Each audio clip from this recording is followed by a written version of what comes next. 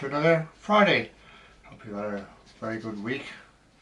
All feeling fit and fine and ready to roll. Right, we'll start this week off with a few announcements. Comments. Love your comments, really do.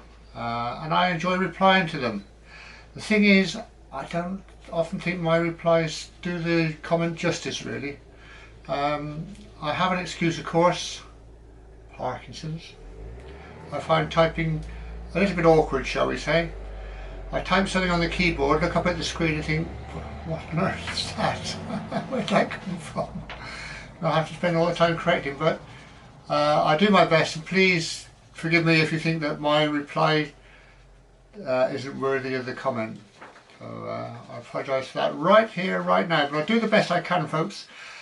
Of course, the other problem, while we're blaming Parkinson's for things, the DVLA, the Vehicle Licensing Authority, are at present checking to see whether they're going to renew my driving licence or not. If they don't, it'll have serious consequences for the channel, as you can imagine. Even so, I got enough to keep me going for a couple of months, but, well, what will be, folks.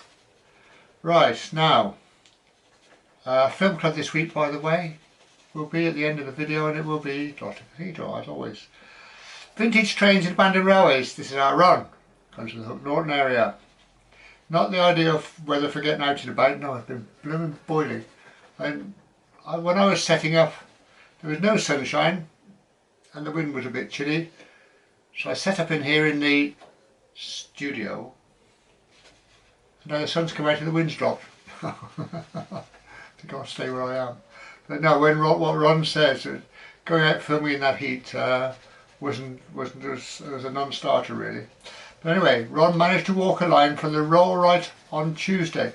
Rollright, that's on the Cheltenham to Banbury direct railway. I have done a sequence of films on that railway. And when I got to Rollright, I found the same problem that Ron did really, that the station is just a mass of brambles, the station site. Can't get anywhere near it. I did look over the other side at the nature reserve, but Ron went one better than that. He actually walked from there down the line. Now, if you want to see what a typical railway walk looks like, that's the one for you. It's just amazing really what's there and how Mother Nature's taken it all over. You really got to hunt for stuff. Yeah, I recommend that one. I enjoyed that one, Ron. Paul Boyle. Not quite sure how to take this one. Hi again, Ron. Love the tip for it. Paul. And the striped top.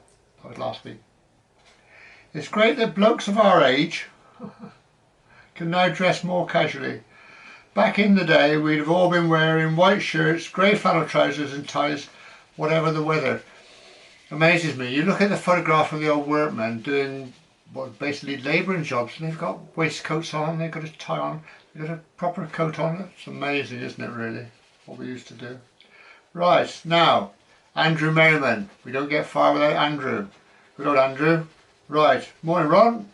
From my experience in railway management, I can tell you that the rules concerning occupation crossings, this has been rumbling on for a while now, hasn't it? The occupation or accommodation crossings been going on and on a bit, and we're still trying to find the definitive answer. They said the rules concerning occupation crossings and level crossings were laid down in the Railways Act. Where a railway is crossed on the level, it is the other user, not the railway, that is liable if they impede the movement of a train. The railway has no liability at all, even where the crossing is unsighted by the driver or guard of a train. See, that doesn't settle nicely with me, and obviously didn't with Andrew either, because second reply, further to my first reply of yesterday, I have managed to get hold of a specific piece of information that might just give you the answer you're looking for. Where a farmer wanted to move livestock across the railway, and machinery I guess as well, and he was unsure of the safe time to do so, the farmer could go to the local railway station and inform the station master. When he wanted to move his livestock across the railway, the station master would then arrange for a hand signalman to be positioned at such a point to enable any train to be stopped in rear of the crossing. Now that makes a lot more sense, doesn't it? Now you've got train railway personnel taking charge rather than leaving it just to whoever owned the land or worked the land. Brilliant. In order to put this into practice, there was what's known as a warning arrangement. Very complex. But I love these complex railway rules, don't you? You can, when you read them through, you can see how they developed and what they're trying to cover. It's brilliant. And Andrew went on to describe the warning arrangement, and I fully recommend you read that. Brilliant. It's quite involved too. Yeah, I love that sort of thing. West Country Wanderings, our Paul. So he was really interested about accommodation crossings. He said he'd always wondered about that. And Lionel's anecdote was fascinating and frightening too. Wasn't it just? Yeah. Lionel was contemplating whether to cross the railway when a train turned up out of nowhere. It would have wiped him out had he gone any sooner. Rodney Masters, keen observer, Rodney. Beware of Robin Hood's arrow.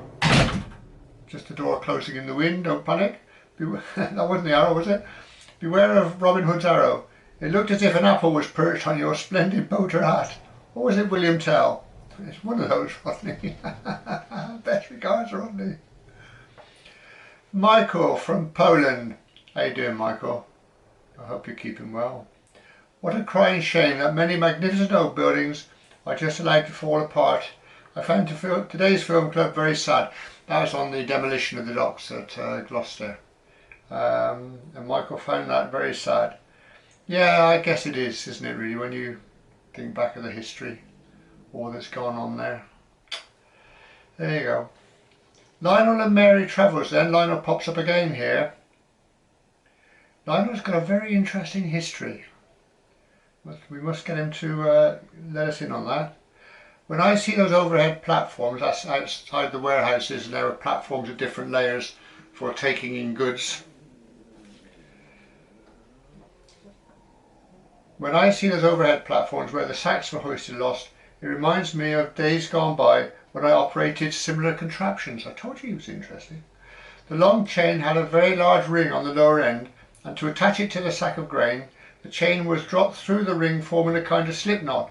This was placed over the neck of the 200 weight sack and tightened as the chain started to lift.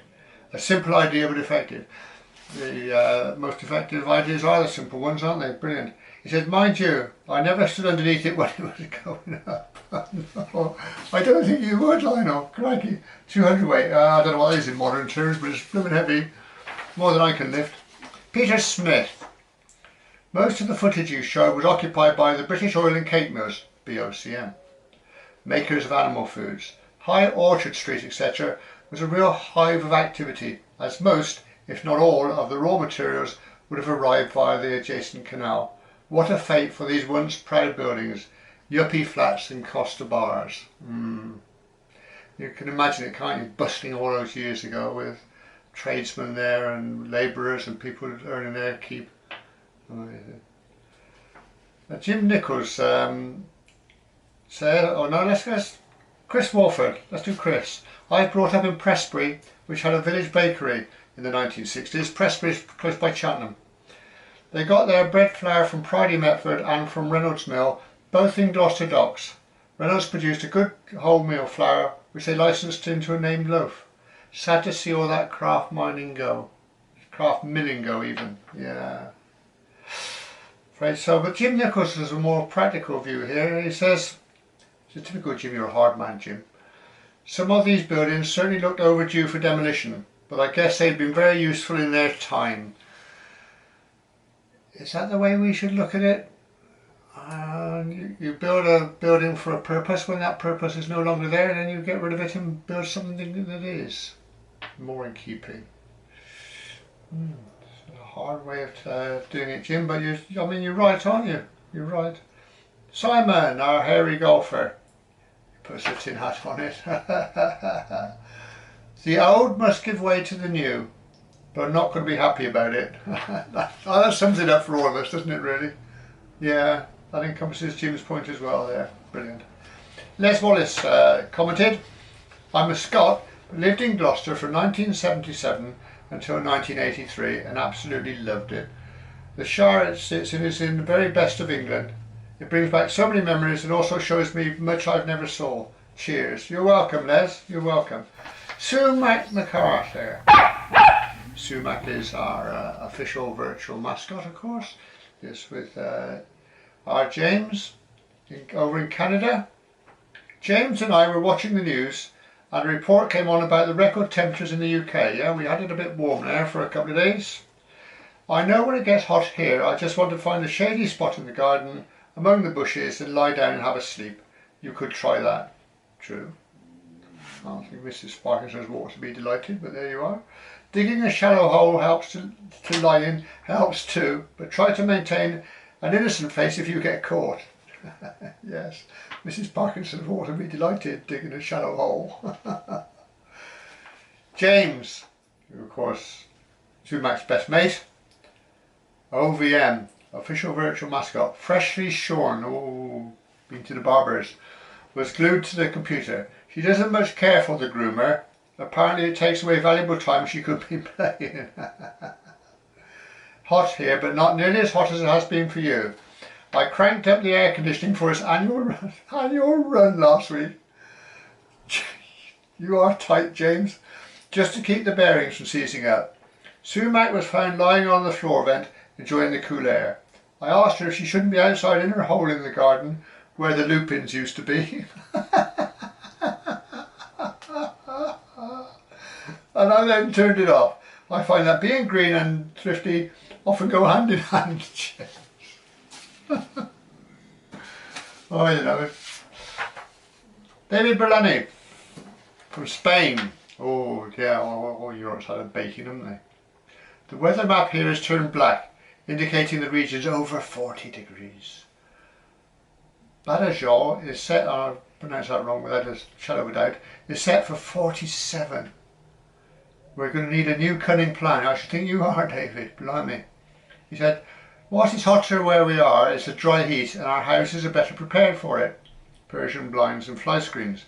That said, we don't have fly screens on all the windows. And last summer, whilst reading in bed, what I thought was a moth got in. I tried to swap but kept missing it. When I looked more closely, I discovered it was a bat. Oh my God. It took some time to get out. A new fly screen was put up the next day. I bet it was. Can you imagine a bat flying in your bedroom? Oh, Christ. Last week's film, which is a walk to the new fancy colliery and then a look for mostly green tunnel. Andrew jumps in again. New fancy colliery must have been one of the largest in the forest, given it was rail connected not to one but to 2 railway lines. So yeah, it must have been big and important, mustn't it? I wonder if they sent different grades in different directions. Could have done. And then Andrew then goes on to describe the layout around there. You know Andrew. If you want to learn something good about railways, read all of Andrew's comment. Brilliant. Malcolm Richardson says, it's difficult to imagine that the forest was once the centre of mining and other industries. Yeah, and we look at it now and it looks pretty, but years ago it was basically just a factory, wasn't it? You know, and it would have been dirty, dusty, and trucks and goodness knows what rolling around the place. Yeah. Michael Miller, who makes the point. So much nicer that the area, it's so much nicer that the area is not a mass of collieries. One might decry the loss of industry, but look what we have there now. Yeah, beautiful now. You wouldn't be walking around there if there was industry everywhere, would you? Lee Clift, lovely forest Dean. So many of us do like the forest, I have to say. Loads of industrial archaeology, thanks for posting. You're welcome, Lee. And then Martin Hall brings us down to earth, as Martin tends to do. The beauty of Mother Nature has to be seen in all its splendour, and mixed with man's industrial past makes a wonderful sight to behold. The serenity of one's woodland environment, mixed with iron and steel, gives a person a sense of calm, at one with nature. Times change, industries change, and so we move on, year after year. Someone once said, I think it was Winston Churchill, a nation that forgets its past has no future. So let's enjoy our woodland heritage whilst keeping an ear open for the sounds of our industrial past on the wind in the trees. Poetry, Martin, poetry. Jim Nichols comments. Jim Nichols from New Zealand. I heard Ackerbill could accompany you at the beginning of that war, but he obviously didn't have the stamina that you do because he gave up partway in. Good old Jim. Sumac MacArthur again. Brilliant walk. The only slightly disappointing bit was when you ran across that half-buried equipment. We were all geared up to find out what you thought it was.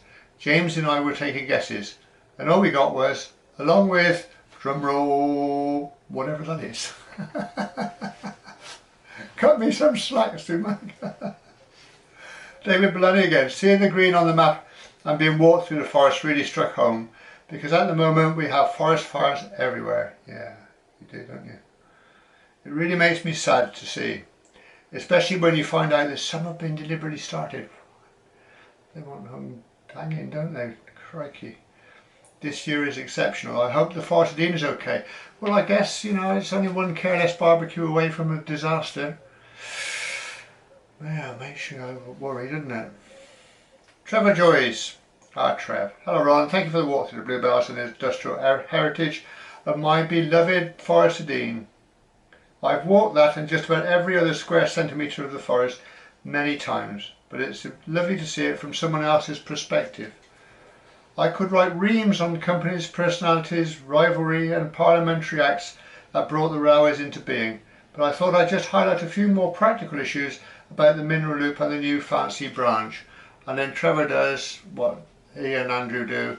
He gives you a whole batch of history and information and stuff. It's fascinating reading. Brilliant stuff. Thanks, guys. Right, film club then coming up in a minute. We're sticking on the theme of holidays, things to do. Gloucester Cathedral. So if you're around here, or if you're a tourist coming into the country, chances are that'll be on your itinerary somewhere, and it's worth a look. So I'll let you have a preview now, and we'll look at Gloucester Cathedral. And then next week, still on the holiday theme. You see, I'm in the holiday spirit. Look, my kids are broken up for school. In the holiday spirit, away we go. Next week is a Tewkesbury Town Walk. Now, I think it's true of most cities and towns in the UK that if you wander through just looking at the shop windows, which is what we all tend to do, you're going to miss a heck of a lot. The thing to do is look above the shops, above the windows, and there you'll see the history of the town or city in its buildings. All wonderful stuff. So I'll make an attempt to do that, see if you enjoy it. Right, so I'll see you at Tewkesbury then next Friday. Don't be late. If you love religious buildings, then you won't do better than this one. If you appreciate the artistry of the stonemason and the carpenter, then truly you're in for a treat. If you don't like either, well, I'm afraid you've lucked out on this one. If you like good stirring music, just still in with a chance. This is what we're doing today. We're going to go in through the main entrance. We'll do a clockwise circuit of the main cathedral building, and then we're going to the cloisters and do a circuit round there. The arch is all that remains of the old infirmary, built to serve the brethren, but also used as a kind of old folks' home for the wealthy. Through to Miller's Green. It's a 13th century gateway here. It's the location of the old Abbey Mill. It was driven by the River Twyver, and also the Parliament Room.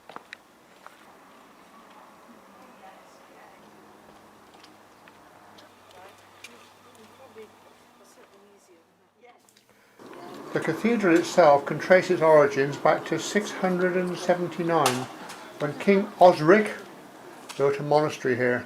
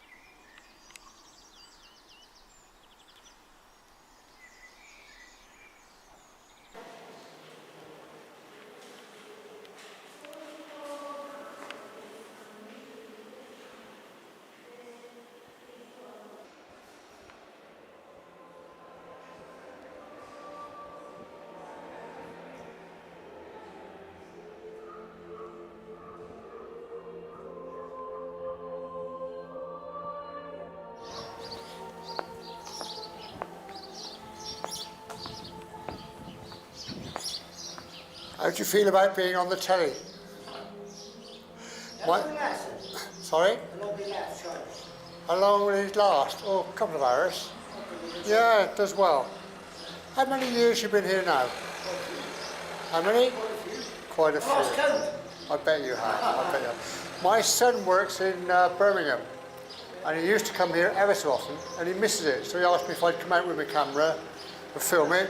So I've got to film you because you're part of the fittings. Take care. Bye bye.